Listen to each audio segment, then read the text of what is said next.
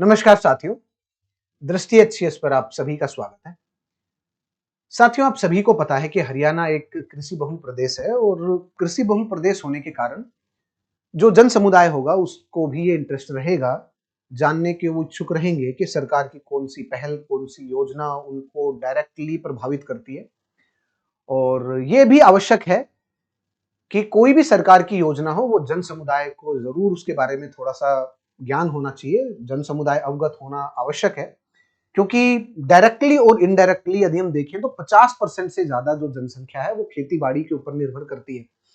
अभी हरियाणा सरकार ने एक प्राकृतिक खेती महाअभियान इसकी शुरुआत की है, जिसके तहत नेचुरल जो फार्मिंग होगी उसके ऊपर सरकार विशेष तौर पर ध्यान देगी, उसको प्रोत्साहन करेगी सरकार उसी ये जो अभियान है इसका।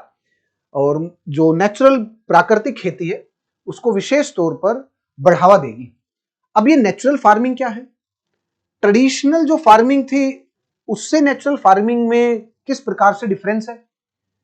नेचुरल फार्मिंग ऐसे कौन-कौन से इश्यूज को सोल्व कर रही है ट्रेडिशनल फार्मिंग के, जिनसे पर्यावरण को और किसानों को समस्या थी, और किस प्रकार से नेचुरल फार्मिंग आने वाले जो खेती-बाड़ी का जो हरियाणा में भविष्य है उसको निर्धारित कर सकती है। इन सब चीजों के बारे में चलिए साथियों चर्चा करते हैं। देखिए, हरियाणा प्राकृतिक खेती महाअभियान, अभी हरियाणा सरकार ने इसके बारे में बताया है और इसके बारे में बहुत थोड़ी इंफॉर्मेशन है अभी।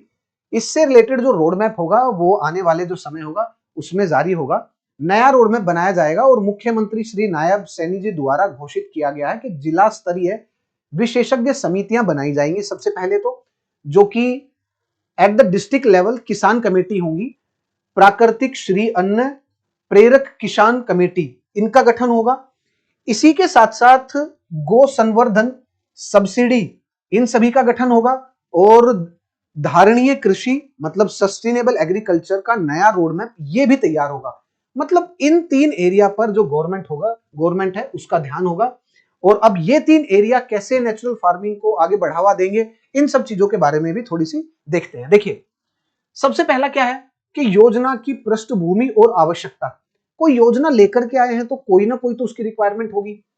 अब वो रिक्वायरमेंट है क्या, उसके बारे में जानते हैं। देखिए, जो केमिकल जो फार्मिंग है, जैसे जो हम ट्रेडिशनल जिस फार्मिंग की बात कर रहे हैं उसमें बहुत ज्यादा केमिकल का हम लोग प्रयोग कर रहे हैं। मतलब रासायनिक खेती, और रासायनिक खेती के लॉन्ग टर्म में बहुत ज्यादा इंपैक्ट होते हैं और उसका सबसे ज्यादा प्रभाव होता है, सबसे ज्यादा तो जमीन पर होता है, हमारे ऊपर तो होता ही है। क्योंकि उसको एक बोलते हैं कि जैसे जो बायोकेमिकल्स जो केमिकल्स होते हैं वो हमारे अंदर स्टोर होते हैं और उसके कारण बायो एक्यूमुलेशन होता है। मतलब जो रसायन है वो धीरे धीरे हमारी जो कोशिकाएं हैं उसमें इकट्ठे होते रहते हैं और उनका जो कंसंट्रेशन, उनका जो प्रतिशत है वो धीरे धीरे बढ़ता है। तो इसको बोलते हैं बायो एक्यूमुलेशन। तो रासायनिक खेती के कारण हमारे ऊपर तो संकट है ही, साथ में यही एक्यूमुलेशन और यही जो इकट्ठा होना वो जमीन में भी होता है, जिसके कारण जो जमीन होती है वो खराब होती है। मृदा अपनी जो फर्टिलिटी है, मट्टी की जो फर्टिलिटी है वो भी कम होने लगती है धीरे धीरे। और ऐसा यदि लॉन्ग टर्म तक कंटिन्यू रखते हैं तो ये जो आसपास की जो जमीन है पूरी खराब हो जाती है। इसको बोलते हैं लैंड डिग्रेडेशन। ये किसके कारण होता है? ये केमिकल फार्मिंग और रासायनिक खेती के कारण होता है। तो स्वास्थ्य पर तो वो है इसका प्रभाव। जो ये फार्मिंग है रासायनिक मतलब केमिकल फार्मिंग का, स्वास्थ्य के ऊपर जो उसका प्रभाव है, प्रतिकूल प्रभाव, उसको भी कम किया जा सकता है नेचुरल फार्मिंग से। और जो केमिकल फार्मिंग है उसमें और कौन कौन सी समस्या है? उसमें एक और समस्या है। एक समस्या क्या है कि जो पारिस्थितिकी जो असंतुलन है, मतलब इकोलॉजिकल जो इम्बैलेंस है वो भी हो रहा है इसके कारण, केमिकल फार्मिंग के कारण। और ये बहुत टाइम से चलता आ रहा है। हरियाणा में तो वैसे भी काफी प्रॉब्लम है इससे संबंधित। बहुत सारे एरिया ऐसे हैं कि जहां पर जो केमिकल्स हैं वो ग्राउंड वाटर तक जा चुके हैं और ग्राउंड वाटर नीचे भी जा चुका है। केमिकल का आपने बहुत ज्यादा यूज किया, पेस्टिसाइड का, इंसेक्टिसाइड्स का, आपने फर्टिलाइजर का, पानी के साथ जब आपने इसको मिक्स किया और एक बार मान लीजिए खेतों में ज्यादा पानी भर गया तो वही पानी नीचे जा रहा है, वही पानी पास के तालाब में जा रहा है, उसके कारण वहां यूट्रोफिकेशन हो रहा है। यूट्रोफिकेशन से जो तालाब है वो तालाब भी खराब हो रहा है। तो ये सारे के सारे जो वो असंतुलन आ रहे हैं, मतलब इकोलॉजिकल जो इम्बैलेंस है, सॉइल हेल्थ, ये सारी की सारी चीजें जो खराब हो रही है, इन सब से भी हमें छुटकारा मिल सकता है। नेचुरल फार्मिंग में और भी देखें तो और भी बेनिफिट है, इकोनॉमिक बेनिफिट भी है, मतलब आर्थिक लाभ भी है। सबसे पहले जो प्रॉब्लम है वो ये है, आप ये देखिए, अभी जो खेती है उसमें अभी बाजरे का सीजन है, बाजरे के अभी सीजन में यदि आप गांव के दूर दराज क्षेत्रों में जाएं तो वहां पर आप अपनी लोकल मंडी से ही बीज उठाते हैं, क्योंकि जब तक आप नया बीज नहीं लेकर के आएंगे और बाजरे का जो आपके पास है बीज वही ट्रेडिशनली यूज करेंगे तो उसमें प्रोडक्शन कम होगा, बहुत कम प्रोडक्शन होगा उसमें। लेकिन आप यदि वही बाजार से लेकर के आएंगे, hybrid type of the seed लेके आएंगे, HYV सीड्स लेके आएंगे, तो प्रोडक्शन ज्यादा होगा। HYV सीड्स की जो थैली है वो यदि आप कैपिटल में जाएंगे तो वो 260 रुपए में मिलेगी, वहीं पर कुछ ऐसी एरिया है वही थैली 1000 रुपए में भी है एक। अगर आपने भी ऐसा देखा तो कमेंट सेक्शन में जरूर बताना। एक तो 260 रुपए यही बहुत महंगा है एक किसान के लिए। एक ऐसा किसान जो खेती बाड़ी कर रहा है, जिसके पास केवल 2-3-4 एकड़ ही जमीन है, उसके लिए 1 एकड़ में यदि ऐसी 4 से 5 थैली उसने यूज की और मान लीजिए बारिश या फिर मौसम में थोड़ा सा प्रॉब्लम रही इस बार, तो उसको दोबारा से वो करना पड़ेगा, दोबारा से अपने खेत को जोतना पड़ेगा, दोबारा बीज खरीदने पड़ेंगे। तो वही काम उसने कितने में किया? लगभग 2-2.5 हजार रुपए में। जब वो 250 रुपए में खरीदता है ये तब, और दो यदि एक बार खराब हो गया तब 2-2.5 हजार रुपए में। लेकिन मान लीजिए एक बार में ही हो जाए और वो लोकल अपने बाजार से ही लेकर के आ रहा है तो वही 2,500-3 हजार रुपए का हो गया बीज का रोपण ही केवल। फिर उसके बाद कहीं से वो ट्रैक्टर लेकर के आएगा, उसका तेल हो गया, बहुत सारी चीजें हो गई। तो इसका मतलब जो उसका जो प्राइस होता है, जो उसकी कॉस्ट होती है ना, उससे उसको कभी आजादी नहीं मिलती, उसकी लागत बहुत ज्यादा हो जाती है। और ये बढ़ती हुई लागत किसान की जो प्रॉफिटेबिलिटी है उसको रिड्यूस करती है। लेकिन नेचुरल फार्मिंग में क्या होता है, मोस्ट ऑफ द जो इनपुट्स हैं जो भी आप यूज करते हैं वो ओन फार्म इनपुट होते हैं, मतलब जो भी आपको मिल रहे हैं नेचुरल आपके खेतों में, आप जो बीज यूज करेंगे वो भी प्राकृतिक बीज, आप जो फर्टिलाइजर यूज करेंगे वो भी आप नेचुरल जो फर्टिलाइजर है, जो आपने गाय भैंस और इनका गोबर ये सभी इस्तेमाल करेंगे और इन सब से ही आप प्रोडक्शन करने की कोशिश करेंगे। तो इसका मतलब क्या हो गया कि आपकी जो कॉस्ट है वो भी कम होगी, तो आपको इकोनॉमिक फ्रीडम भी मिलेगी, आजादी मिलेगी, आर्थिक स्वतंत्रता मिलेगी। उसी के साथ साथ जो नेचुरल, मतलब सीधी सी बात है, जाहिर सी बात है, नेचुरल फार्मिंग करेंगे तो जो नेचुरल इकोलॉजी है उसके साथ जो इंसान है उसका संबंध बढ़ेगा और इंटीग्रेशन उसका अच्छा होगा। किसान प्रकृति समाज के बीच सदियों पुराना जो अटूट संबंध है वो फिर से जीवंत होगा इस आंदोलन के थ्रू।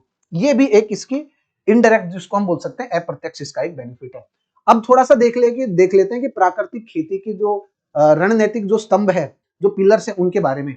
लागत में तो कमी आएगी ही आएगी। संसाधन संरक्षण जैसे सोइल माइक्रोब्स हो गया, उनके ऊपर भी सीधा असर पड़ेगा। क्यों? क्योंकि जो केमिकल फार्मिंग है उसमें उसका एक और जो इंपैक्ट है वो सोइल माइक्रोब्स पे है, एनपीके रेशियो पर है। जैसे नाइट्रोजन, पोटेशियम, कैल्शियम, ये जो रेशियो है इसके ऊपर भी सीधा इंपैक्ट पड़ता है जब हम रासायनिक केमिकल खेती ज्यादा करते हैं, पेस्टिसाइड ज्यादा यूज करते हैं। एनपीके जो नेचुरल बैलेंस है वो डिगमिगा जाता है। माइक्रोब जो हेल्थ है, मतलब सोइल माइक्रोब्स है, वो भी डिगमिगाती है। उससे ओवरऑल जो मृदा स्वास्थ्य है वो भी खराब होता है। तो यदि हम नेचुरल फार्मिंग पे ध्यान देंगे तो संसाधन संरक्षण तो होगा ही, उसके साथ साथ जमीन की भी जो उर्वरता होगी वो भी बढ़ती है। सुरक्षित भविष्य रहेगा, आने वाली जो पीढ़ियां होंगी, क्योंकि अभी सस्टेनेबल एग्रीकल्चर के ऊपर हम ध्यान दे रहे हैं, तो आने वाली पीढ़ियों को वो रिसोर्सेज मिलेंगे। अदरवाइज हम ही वो जमीन खराब कर देंगे, सारा पानी यूटिलाइज कर लेंगे। क्योंकि यदि देखिए इसका डायरेक्ट संबंध पानी यूटिलाइजेशन से भी है। कैसे है? आपने किसी भी उर्वरक का यूज किया, मान लीजिए आपने यूरिया का यूज किया, फर्टिलाइजर का, तो जो यूरिया के जो बीज आते हैं वो ऐसे ही प्लांट उनको एब्जॉर्ब नहीं करते।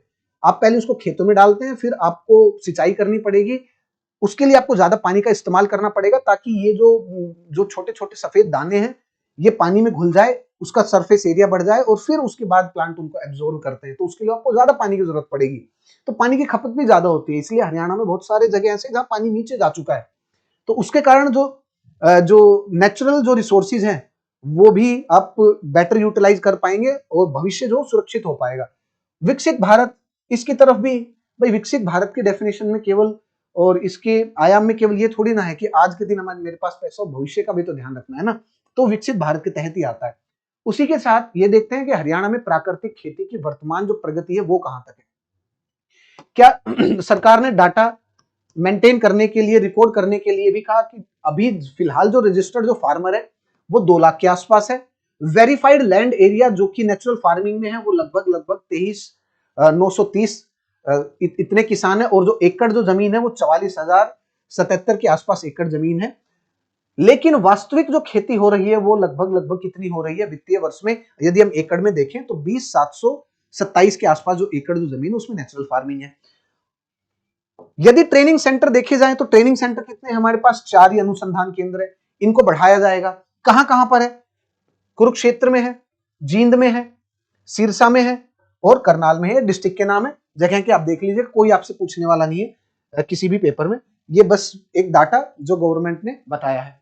उसी के साथ साथ ये जो स्कीम है इसमें कृषि दूत मतलब एम्बेसडर उनकी भी नियुक्ति की जाएगी, ताकि वो खेतों को देख सके कि रासायनिक खेती छोड़ने के लिए लोगों को प्रेरित कर सके, उनको नेचुरल फार्मिंग के बारे में जो भी ज्ञान है, क्योंकि जो किसान जो शिक्षित नहीं है, जिनको ज्ञान कम है, उनको पहले बताना पड़ेगा, उस प्रैक्टिस से, उस तरीके से उनको अवगत कराना पड़ेगा कि नेचुरल फार्मिंग आपको करनी कैसे है।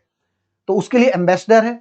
और उसी के साथ साथ गो संवर्धन सब्सिडी भी दी जाएगी कि आप रखिए जो इंडियन ब्रीड है गाय की उसको रखिए, क्योंकि उन्हीं का जो अवशिष्ट जो पदार्थ रहेगा, उनका जो गोबर रहेगा उसी का आप इस्तेमाल करेंगे, उसी से खाद बनाएंगे।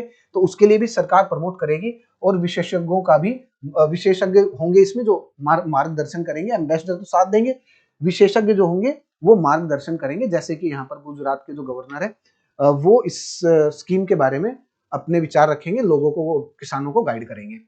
साथियों, ये था आज का सेशन। आपको सेशन कैसा लगा एक बार कमेंट सेक्शन में जरूर बताइएगा। आप क्या सोचते हैं नेचुरल फार्मिंग के बारे में, वो भी कमेंट सेक्शन में जरूर बताइएगा।